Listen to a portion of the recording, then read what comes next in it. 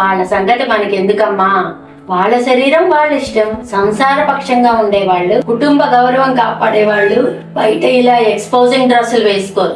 Sorry అత్తమ్మ, ఇంకా ఇలాంటి డ్రెస్సులు వేసుకొని ఎప్పుడు బయటికి వెళ్ళను. ఓకేనా? గుడ్.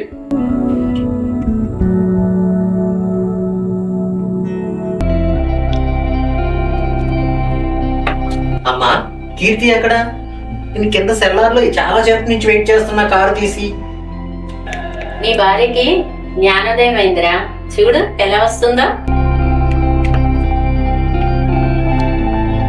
కుందనపు బొమ్మలా ఉన్నావు. థ్యాంక్ యూ అత్తమ్మ. కీర్తి, ఏంటి ఈ మార్పు? మీ అబ్బాయి కూడా చాలా సార్లు చెప్పాడు అత్తమ్మ, కానీ నేనే కత్ర చేయలేదు. ఇదమ్మా సాంప్రదాయం అంటే.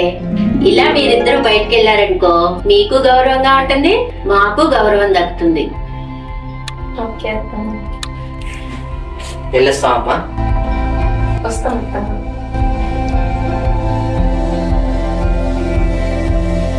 పిల్లలకు నచ్చే విధంగా చెప్తే వింటారు.